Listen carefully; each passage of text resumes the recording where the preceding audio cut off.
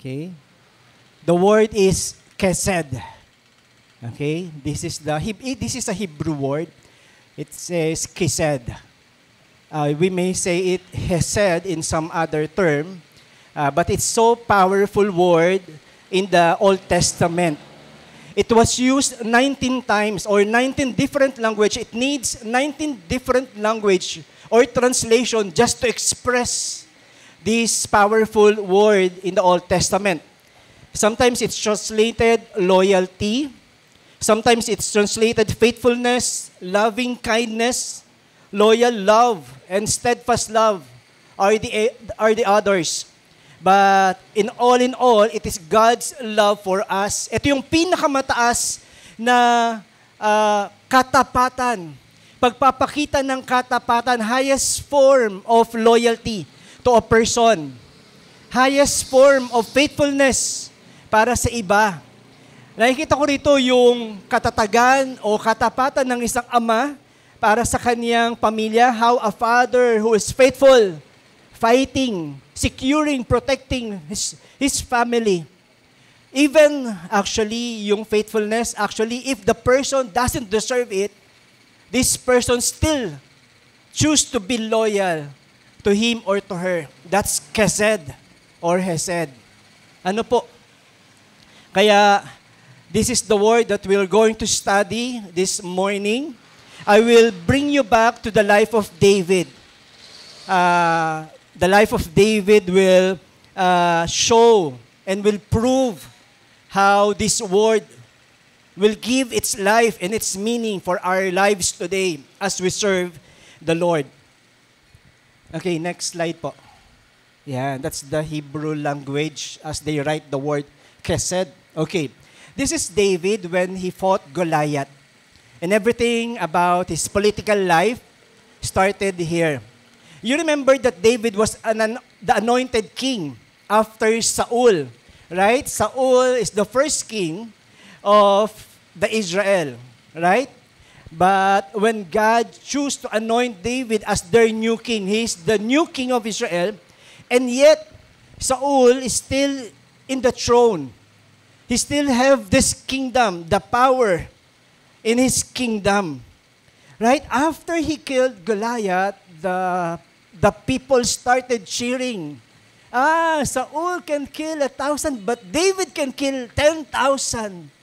So, the jealousy in Saul's heart became stronger, and he planned to kill David. Okay? Imagine there's two kings in a country. There's two presidents in a country. Talagang mag-aaway to. Pipilitin nung isa na patayin yung isa para siya yung manungkulan. But God wants David to be their new king, the new king of Israel. Okay?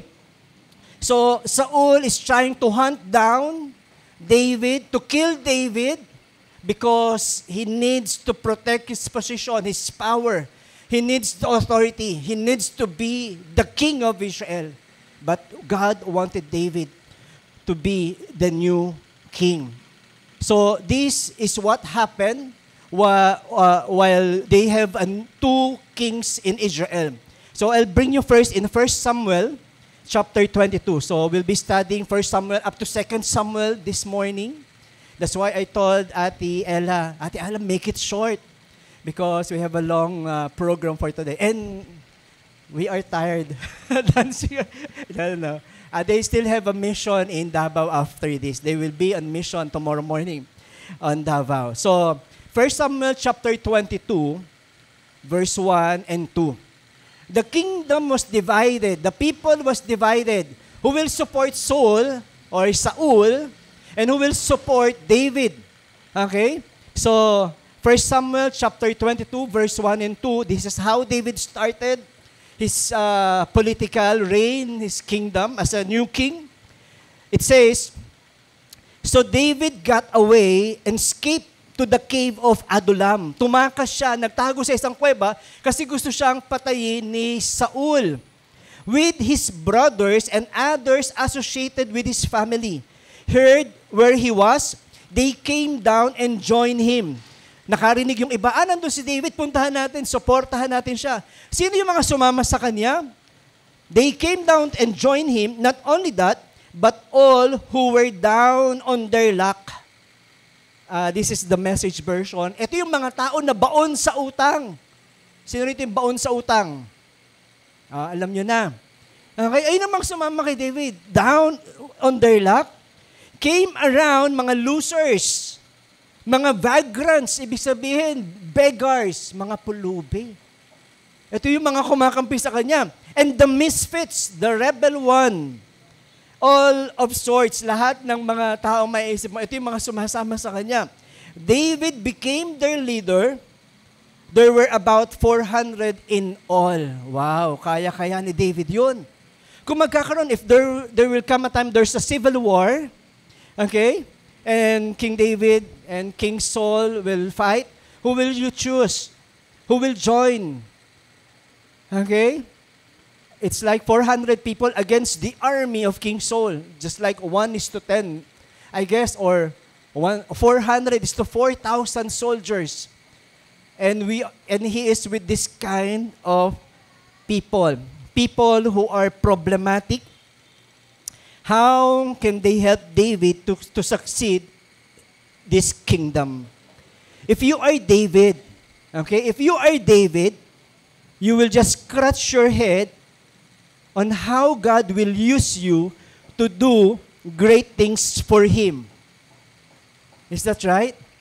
Lord, how can I do what you plan to do? What's your will?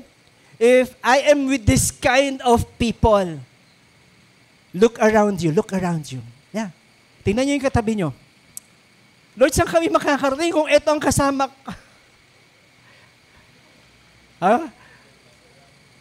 No, paano sasabihin ni David kung ikaw si David? Lord, kung ganito yung mga kasama ko, if this kind of people, saan kami pupulutin? We are now here hiding in a cave. What can we do? We have that kind of mindset. Yeah, in the Philippines, when things in our life is really hard, we always think we cannot do it. Like Kuya Joel said, you are really an amazing people. Don't forget that. But we always forget that we have so many limitations. We focus on our weaknesses. We tend to say that we are not capable of doing great things for the Lord. Sasabihin natin, sila pastor na lang. The leaders can do it. We can't do it. We will say, I am not good as them. Kung alam nyo lang kung gaano kayo kagaling. I don't have the time for that. I'm so busy.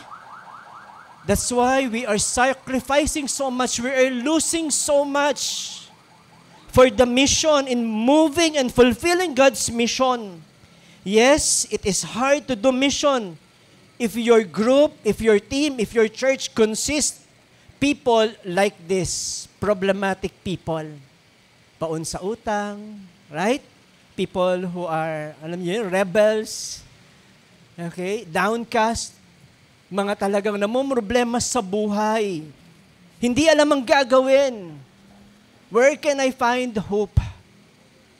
But if we look at the things that we and our church can and cannot do, if we are going to look our limitations and weaknesses, we are not just underestimating ourselves, we are underestimating God and what He can do through us. Kung titingin ka lang sa mga bagay na wala ka, ikikwento ko na lang sa inyo, naku, napakapalad po ninyo mga Pilipino. Naglilingkod kayo sa isang bayan na katulad nito, na sobrang laya. At araw-araw talagang hahanapin mo ang Panginoon. Hindi ko alam kung papangarapin nyo, kung dadadil man tayo sa buhay in a first world country like Germany, kung dadadil man tayo sa buhay na gano'n, sana ngayon pa lang, tatag nyo na, maitanim nyo na ang inyong pananampalataya kay Kristo. Na kahit masagaan ang buhay, hanapin nyo siya araw-araw. We forget that the Lord who have chosen us and the people inside this church, God choose the foolish, the weak in the world, to shame the wise, the strong, so that He might alone be glorified. Para siya lang ang mapapurihan. Gagawa ka, kikilos ka, magtitiwala ka, para siya lang ang mapapurihan. At to share to us yesterday, you are God's chosen people, a treasured possession. Sabi niya, you are a treasured possession. Kapag meron kang kayamanan, naalala niyo, kapag meron kang kayamanan, tapos meron kang isang bagay na paboritong-paborito, right? That's a treasured possession for you. Pinaka-paborito ka. Sabihin niyo nga po, tell to your neighbor or to your seatmate, you are a treasured possession. Ganyan ka tinitignan ng Panginoon. Think carefully on what God can do for our church, to our family, to our loved ones, if we are all together trusting God, what God can do in our church. There are no extraordinary people. Okay? Baka siniisip nyo, they are so extraordinary. No, there are no extraordinary people. We are all ordinary people trusting an extraordinary God. Sige po, pwede niyong palakpakan ng Panginoon. Kung gusto niyong purihin ng Panginoon, purihin niyo siya. Let us remember that it says in the next slide, Christian ministry is not about what God, Christian ministry is about what God can do supernaturally accomplish through us for His glory. Our ministry in the church, it's not about what we can do. Kaya huwag kayong titingin sa mga kakulangan, sa mga kahinaan. Christian ministry is not even about our spiritual gifts. Buti pa siya. He can do or she can do so many things for the Lord. Don't look on those things. Look on what God can do supernaturally in our lives. Yun ang lagi nating aantayin. Lord, ano yung magagawa mo sa buhay ko, sa simbahan namin? What God can do in our church? Yun ang aantayin natin sama-sama. Yun ang abangan natin sama-sama dito sa simbahan. Lord, ano yung gagawin mo, Panginoon, sa buhay po namin? Yan yung buhay ni David. Kung titingin lang siya, that's how David started his rule. If he will look the people besides him, it will be hard for him to trust God. But I will bring you to the end of the narrative of David's life. Tingnan natin yung dulo ng buhay. Kung ito yung simula, if this is the starting of his ministry or his mission to God, gantong klase, nasa kuweba, they are in the cave, he is with the problematic people, and let's look at the end of his ministry or mission in life. Okay, please open your Bible in 2 Samuel chapter 23. So it's the next book from 1 Samuel. 2 Samuel chapter 23, verse 8 hanggang 39. Thank you po. 2 Samuel chapter 23. I'm sorry, I will not post the verse here. So please open your Bible with me. So we will have a wonderful story this morning. I will be using NLT version. If you're using a phone app, you can switch to NLT, New Living Translation. Okay, if you're using Tagalog, it's okay. Ikalawang Samuel, okay, in the Old Testament, 2 Samuel chapter 23, verses 8 to 39. Let's look on these people who have been with him all along. Okay, ito yung mga tao. Anong nangyari sa mga tao? Nakasama niya nung una. Okay, alam niyo na yung mga description nila. Pero ngayon, anong klaseng tao na sila? What kind of people as they serve David? Okay, in verse, we will see here, this is how the mighty men develop. God moved and turned these ordinary men to become mighty men. This is the list of King David's mighty men who are faithful loyal to Him and to His kingdom. They are 37 in all, but often they are called the 30. Okay, 37 lahat sila, pero tawag sa kanila sa Bible, the 30. Hindi po Duterte, ha? The 30. Ang 30. Okay, so para lang madali kasi matandaan, hindi na ginawang the 37. No, the 30 na lang ang tawag sa kanila. So, 37 mighty men. Okay, let us know them and let's see what we can learn from them. Okay? These are the top 3 mighty men of David. The first was Jashobeam. This is Jashobeam. These are the names of David's mightiest warriors. The first was Jashobeam, the Hakmonite, who was the leader of the 3. The 3 mightiest warrior among David's mighty men. He once used his spear to kill 800 enemy warriors in a single battle. That's in verse 8, right? Ilan daw yung pinatay ni Jashobeam using the spear? 800 people. Sino yung katulad niyan dito sa Pilipinas? Si Lito Lapid. Ano? Pinapakita mo, Ate Lynn, yung edad natin. Saan ba yan? Sa Senado o sa pelikula? Yeah, si Lito Lapid, right? He can even divide the bullet. But anyway, I remember Panday as well, FPJ. Right? Sino yung mga kasabayan ko, idol si Panday? Grabe naman kayo, ako lang. Coco Martin, si Panday, right? With just his sword, he can kill 1,000, right? And the enemies rising up and he kills again. So, it's like that. Maybe in the other nation, maybe it's like Luke Skywalker. He can defeat Starfleet. Yeah. So, it doesn't say in the verse that he killed it alone. Maybe he has a companion, or maybe he is alone. But what we can see here, the important thing is he doesn't stop fighting until it's over. Right? He never gives up. Hindi siya yung tao na nagsasabing, tama na to, okay na to. He doesn't stop fighting until it's over. Hindi siya katulad ng tao na, I've done my part. Just do your part. Okay? He is the leader who won't stop until the fight is over. He will make sure that he finishes the mission.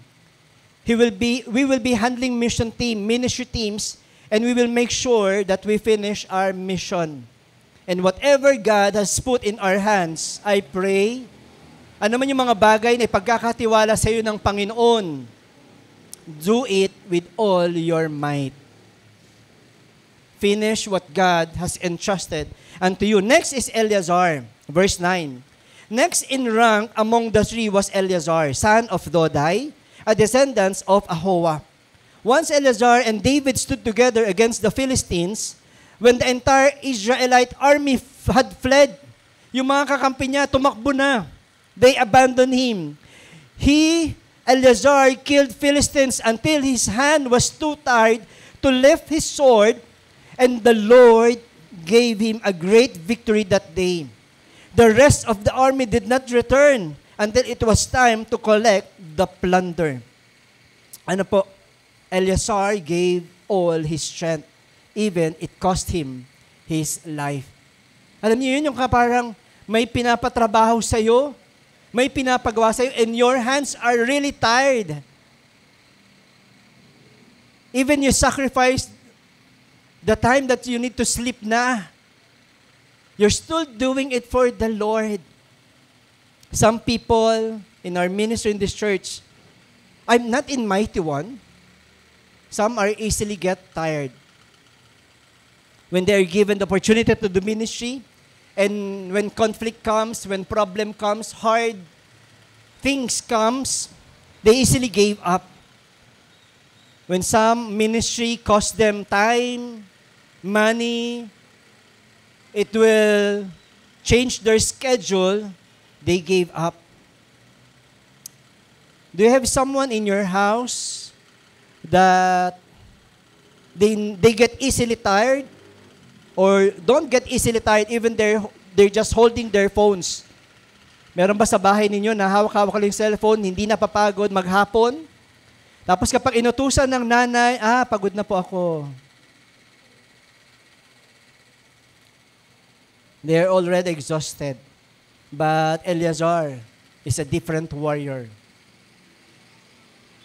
Until his last strength, he will defend and he will fight. Next is Shammah. Verse 11, verse 12. Next in the rank was Shammah, son of Agii from Harar. One time the Philistines gathered at Lehi and attacked the Israelites in the field full of lentils, beans, or sa atin, munggo. The Israelite army fled, but Shammah held his ground in the middle of the field and beat back the Philistines, or the Philistines. So the Lord brought about a great victory. Parang ugali na ng mga sundalong Israelita na iwanan yung mga leader nila. The Israelites left him, his allies have abandoned him, but he is holding his ground, protecting it. It is just a piece of land, right, that was entrusted to him, and he guarded it with all his might. He has a different level of commitment and faithfulness in his service. We can see that in the people who are committed to work. You can see that in those who are always ready to serve. Here in Mighty One Maligaya, who even though life trials did not abandon them, to test their faith, but did not abandon their post, the one or the thing that is entrusted unto them. Marami po dito sa Maligaya, mga pinagkatiwalaan ng Panginoon. Ako talaga, naiiyak ako sa Panginoon kapag naalala ko po kayo sa panalangin, napakabuti po ninyong lingkod ng Diyos. Marami pong salamat. Hindi ko kayo paparangalan dito sa lupa, pero sisiguraduhin namin na paparangalan kayo ng Diyos sa lahat ng inyong ginagawa para sa Kanya. Tingnan niyo po yung statement dito. Laging sinasabi rito sa verse 10 tsaka sa verse 12, the Lord gave him a great victory that day. In the life of Eleazar and Shammah, yes, we will be involved in ministry. We will be involved in mission with the things that we can do for the Lord. But remember this, it is only the Lord who can do wonders. Tutulong lang tayo. We are just part of the story that God is doing. But He is the one who will do the miracles. God will fulfill His plan in this church. And at Cornerstone, we will stand up for the Lord and serve Him faithfully. But if others will not, God will continue His mission with or without you or without me. God wants your name to be written forever, that you've served courageously for something greater than the world could accomplish. Kaya pag nagkaroon ng opportunity to serve the Lord, Lord, tutulong po ako.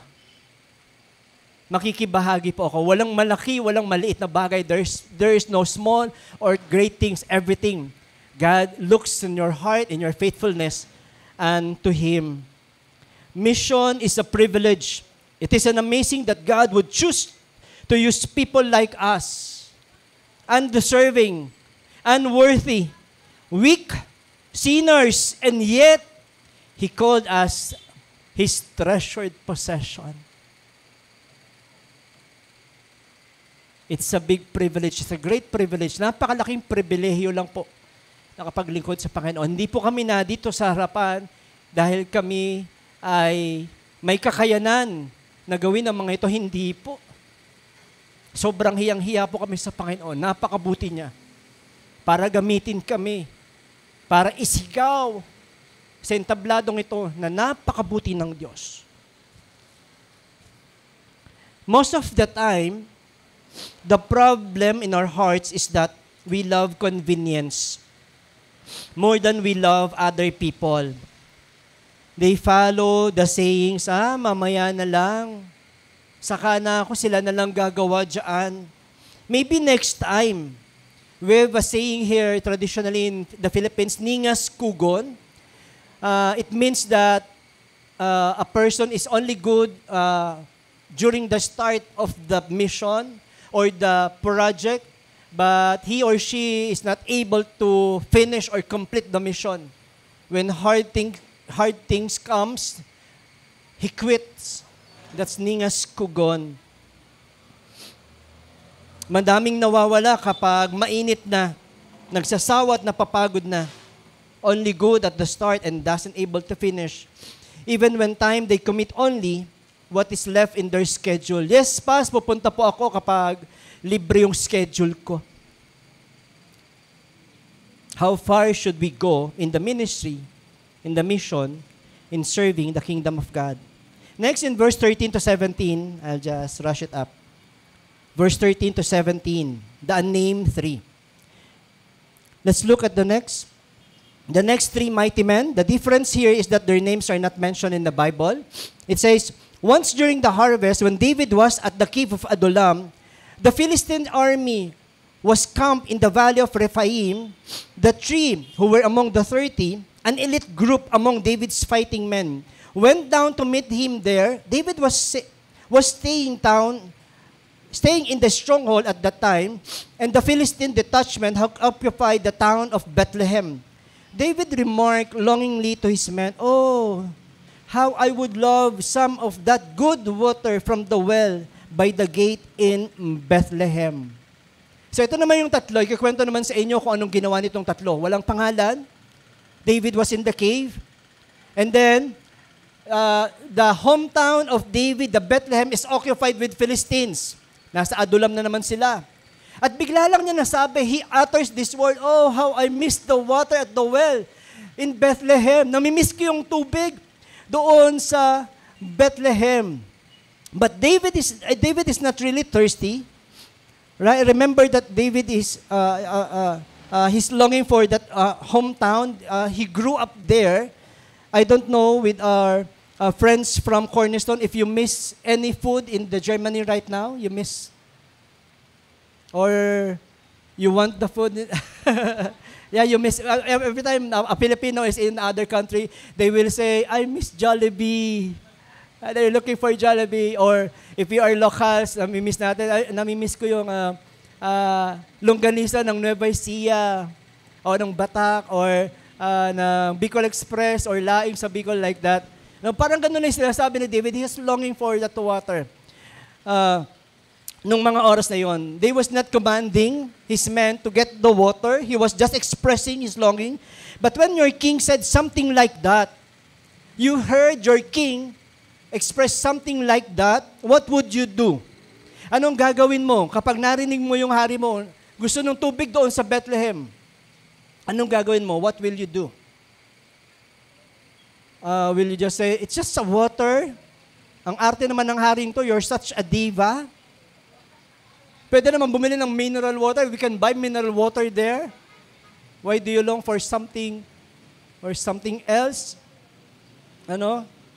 Other ay magtutulakan na lang. They will just push other people and do the work. But the unnamed three, what did they do? They were not commanded yet. Their pleasure is to follow their king. So it says in verse 16, "So the three broke through the Philistine lines, drew some water from the well by the gate in Bethlehem, and brought it back to David." It's just a water. And the place was occupied with the Philistines. It's like you are entering an ISIS territory just to get water. Maybe these three planned carefully. It's a 13-mile hike or 21 kilometers here in the Philippines just to get water. Right? And the sacrifice is so costly. It will cost their life just to get that water. They did not depend on their work or for the request made, how big or how small it may be. They did their job because their loyalty for the person they are serving. That's how we should serve. Ganon din sana tayo maglingkod. Hindi nakadepende sa laki. Ba't ito lang pinapagawa mo sa akin? Ba't pinaglilinis mo lang ako? Ano ko? We will not depend to the things that we can give. We don't ask question, will this help? Will the church benefits this? Will the workers need this? Yes. There's a great need for this church, but our service, our sacrifices must be according to the worth of the King that we serve. Oh, Jesus, you are worthy of it all. Karapat-dapat ang Diyos sa lahat ng pagsambang ito. That's how good and great a leader they have in David. That's why there are so many people who gave their life for their king. Look at the response of King David. What the three did for him.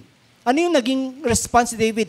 Pagkatapos isugal, after they have sacrificed their life just to get that water and bring it to David, ano yung ginawa ni David doon sa tubig? Tingnan niyo po, verse 16 to 17. But he refused to drink it. Instead, he poured it out as an offering to the Lord. The Lord forbid that I should drink this, he exclaimed. This water is as precious as the blood of these men who risked their lives to bring it to me. So David did not drink it. These are example of the exploits of the tree. Huwag niyo pong isipin na binastos o hindi binagyang paghahalaga. Diba? Isinugal na yung kanilang buhay para sa tubig, tapos itinapon lang ni David. Pero sabi ni David, hindi ako karapat-dapat na pag-alayan ng buhay ng tatlong ito. And he offered it to the Lord. Ibinigay niya yun sa Panginoon as an offering. He honored the three mighty men. Is David good? Is he good? Is he a good king? Let's look at the rest of the 30. Okay, in verse 18, it says, Abishai, son of Zeruiah, the brother of Joab, was the leader of the 30. He once used his spear to kill 300 enemy warriors in a single battle. It was by such feats that he became as famous as the tree. Abishai was the most famous of the 30 and was their commander, though he was not one of the three. There was also Benaiah, son of Jehoiada, a valiant warrior from Kabzeel. He did many heroic deeds, which include killing 2 champions of Moab. Another time, on a snowy day, he chased a lion down in a pit and killed it one's arm. Only with a club, he killed an imposing Egyptian warrior who was armed with a spear. Benaiah wrenched the spear from the Egyptian's hand and killed him with it. Deeds like this made Benaiah as famous as the 3 mightiest warriors. He was more honored than the other members of the 30, though he was not one of the 3, and David made him captain of his bodyguard. I'll just read the rest of the mighty men. Okay? In verse 24, other members of the 30 included Asahel, Joab's brother, Ethanan, son of Dodo from Bethlehem, Shammah from Harod, Elika from Harod, Heles from Phelon, Ira, son of Ikesh from Tekoa, Abizer from Anathoth, Sebekai from Husha, Salmon from Ahoa, Maharai from Netophah, Heled, son of Baana from Netophah, Itai from Ribai, son of Ribai from Gibeah, in the land of Benjamin, Benaiah from Phiraton, Hurai from Nahale, Gaash, Abi-Albon from Araba, Asmaveth from Bahurim, Eliaba from Shaalbon, the sons of Joshen, Jonathan, son of Shagi from Harar, Ahiam, son of Asharar from Harar, Ephilet, son of Ahasbai from Maaka, Eliam, son of Ahitophel from Gilo, Hezro from Carmel, Paarai from Arba, Ibal, son of Nathan from Zoba, Bani from Gad, Zelek from Ammon, Aharai from Beherot, the armor bearer of Joab, son of Zeruiah, Ira from Hatir, Gareb from Hatir, Uriah the Hittite. There were 37 in all. These are the warriors that are not recognized or what their heroic acts or prowess, but I believe they are faithful warriors to their king. They are faithful to their king. But who was the last warrior mentioned here? Look at verse 39. It was Uriah. Uriah o Urias sa Tagalog. Does anyone know who Uriah was? Kilala niyo po ba si Uriah? Yan yung nasa huling listahan ng the 30. Pinakita yung mga una. These are the mighty warriors. The 3 is this one. The named 3 is this. And these are the rest. And the last is Uriah. If you know Uriah, his name was written at the end. At the last of all mighty, faithful men who served King David. If this is in order of greatness, if the writer intends to write from greatest to the least, like how it narrates in the last thing in the life of David, I believe this is the perfect example of the last but not the least. Because Uriah was really indeed one of the greatest warrior, one of the faithful warrior for King David. In the peak of King David's reign, there comes a time that all his men are fighting for him. And David was not with them.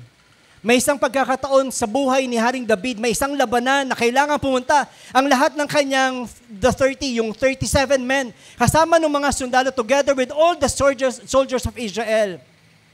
They all are fighting for the kingdom and they are all fighting for their king. And King David was not with them. He just left in the palace. Sabi niya, hindi na ako sasama sa inyo. Magpapahinga ako dito. I will stay here in the palace and as he gets out to take some air, he saw a woman, a lady, a beautiful lady, was taking a bath. That's why her name is Bathsheba. She's taking a bath. Wow. Oh boy. Why are you clapping? Joke pala yun. So, nawala tuloy ako. And you know what? Okay? If you know Uriah, maybe you will know who Bathsheba was. And what happened while King David was taking a relaxed day. Usually, the king should be with the mighty men, fighting for his nation, but David chose to stay in the palace. And what happened after he saw Bathsheba? She admired her, covet. At nangyari, it happens the adulterous sin that it should not be. It should not happen. Kinuha niya si Bathsheba at alam niyo po, in short, to make the long story short, Bathsheba got pregnant because of David. And while they are fighting, it's a long journey, it's a long fight. Sometimes it's months and years of fighting before they go back. King David, and when Bathsheba got pregnant, King David bring a letter to bring back Uriah. Okay? How King David will hide the sin, adultery sin, so he decided to bring Uriah back. And when Uriah back with him, he told him, go to your house because you are faithful, you are good job, you are doing your mission, have a wonderful time with your wife. And Uriah thought, oh, my king, wait. My comrades, my brothers are fighting for you. They are giving their lives. They are risking their lives for this nation, and you want me just to relax there? I cannot do that. No. It's okay. It's really okay. They have the 36. It's okay. We will still want. No. If you will not send me back to the front line. I will just stay here in the palace and protect you. Maybe someone will assassinate you because everyone is there. I will protect you. Oh boy. King David thought, this is a big problem. Nabuntis ko si Bathsheba, kailangan niyang pumunta sa bahay para, syempre, pag nandun na si Uriah, may mangyayari sa kanila, something will happen to them, and the pregnancy will be hidden for the nation, for the other faithful warriors. But the plan did not succeed. So he came up with another plan to bring back Uriah to the battlefield, but with a letter. He wrote a letter to Joab. Joab is the commander of that battle. It wrote there, okay, go back to the battlefield, bring this letter, don't open this, bring this letter to Joab. And when Uriah got back to the battlefield, the letter says, front Uriah in the front. And when the enemy attacks, fall back so that Uriah will die.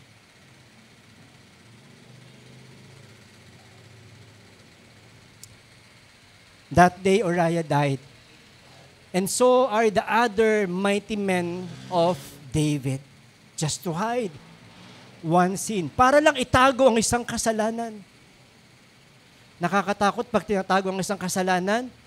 Biri mo, ang unang kasalanan, adultery. Tapos, nanganak pa ng isang kasalanan, murder. Pinagplanuhan niya kung paano patayin si Uriah.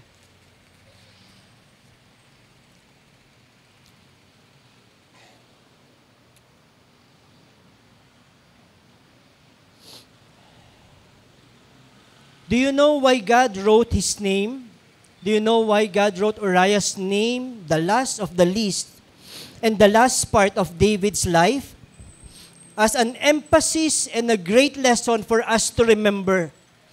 Uriah was a faithful servant of an unfaithful king. David was unfaithful to Uriah. He was unfaithful to Bathsheba. He was unfaithful to the kingdom of Israel. He was unfaithful to God. You know what? Even things happened. And his son Absalom rebelled against him. His mighty men, the left mighty men, still stand their ground for David. They choose to be loyal to David because it's not about David anymore. Even though he became unfaithful, it's not about him anymore. It's about God and to what he is doing for the nation of Israel. They continually see what God is doing for the kingdom. They're willing to sacrifice for the cause of God for Israel. They remain faithful to their calling. How much more to us? We have an always faithful king. Remember what David did. He poured the water at the ground. You remember that? When the unnamed tree brought the water, nung dinala yung tubig sa kanya, sabi, hey, Panginoon, hindi ako karapat-dapat. I am not worthy and you are worthy of this worship. So he poured the water to the ground as an offering. It was the only right thing to do. He is indeed not worthy of their devotions. Do you know the water that David was thirsty for in the land of Bethlehem?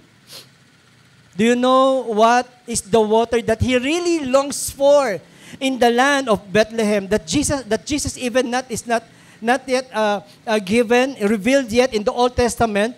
He is the focus of everything that was written in the Old Testament. And I've heard preaching about this, and they just highlighted David's leadership. They just finished on that story. David's really good. They bring David to the highlights on how we should imitate him as a leader. He was one of the greatest leaders in the Old Testament. Yes, indeed. Many books were written about him. And there are so many people who are following him, emulating him. He is one great warrior. He was a great planner, a strategist, then a great worshiper. He could play instruments. He wrote and composed so many songs. He loves his nation. But you know the end of his story. Especially in the Philippines, there's so many people or so many parents naming their children David. And if we will continually study the Bible, the water that he longs for was the one that will be born in Bethlehem. Yung tubig na kanyang kinakauhawan, yung sinasabi niya, gusto kong uminom ng tubig na ito na galing sa Bethlehem. Alam niyo yung totoong kinakauhawan niya? Ay yung ipapanganak sa Bethlehem. He is the true king. Siya yung totoong hari. Better than David. He is the son of David, no other than Jesus himself. He is the only true king. We are all thirsty for love. He did not command any of us to take the water. Jesus did not have the opportunity to have warriors like David. Can you show the next slide? And the next, please. Jesus did not have the opportunity to have the warriors like David, the 37 mighty warriors. In fact, his disciples is disloyal. His disciples are traitors. They all left him because of fear. He doesn't have people who will take the water when he was thirsty on the cross. But he is the one who took the water at the enemy's camp. Alam niyo po, si Jesus, hindi siya nagkaroon ng katulad ng mighty men ni David. Lahat to mga natatakot. Lahat to ay nagtakbuhan, nagsitaguan. Nung sinabi ng Panginoon, nauuhaw ako, nung siya ay nasa krus, wala man lang nagbigay sa kanya ng tubig.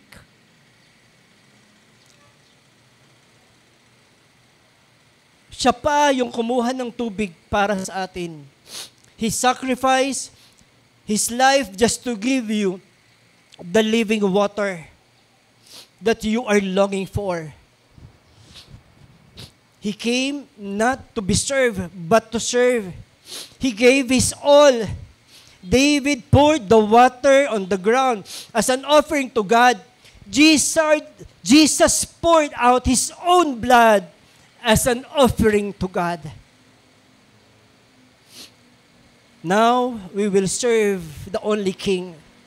He is true, eternal, and nothing can compare to His faithfulness. Some of us will be entrusted with ministry. It may be not life and death situation. Some will become pastors, some will become missionaries.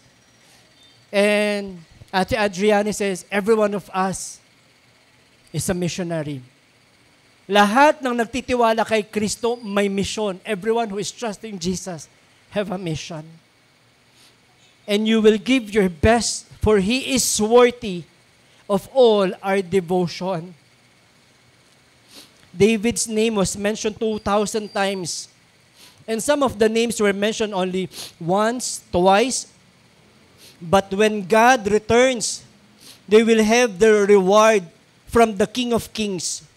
If you will notice that there are names that was not given, the name 3 was not given, because not to give the highlights to them, but to give the highlight to the one they are serving. Let's all serve even though this world will not recognize us. Not for fame, not for position, not for power, not for riches of this world. Even this world will not award you. Even it comes to the time that we are forgotten. Even we won't receive even an applause. Even people forget what we did as long as we show the world how worthy is our King.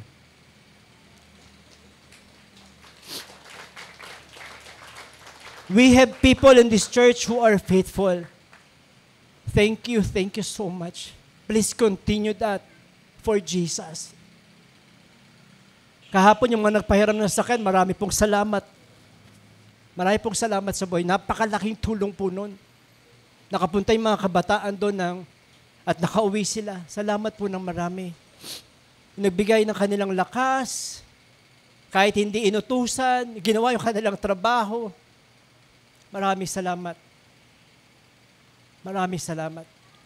At gusto kong paalala sa inyo, karapat dapat siya ng lahat ng iyan.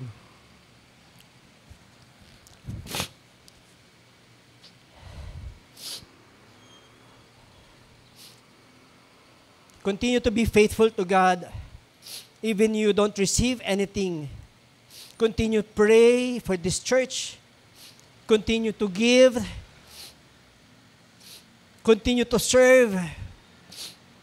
There's so many cleaners here that even though they are working in a high position in the marketplace, they serve, even they're just serving coffee for you. They're just stirring coffee for you. Thank you so much for your lives. There are couples who are faithful with their marriages. There are students who are faithful witnesses in their schools. There are businessmen and employees who are faithful in their workplace. If the mighty men offered their skills, their talents, their lives in serving a king who was unworthy, how much more for us? We have a king who is the one serving and gave everything for us. Can we all just stand up and glorify and worship Him?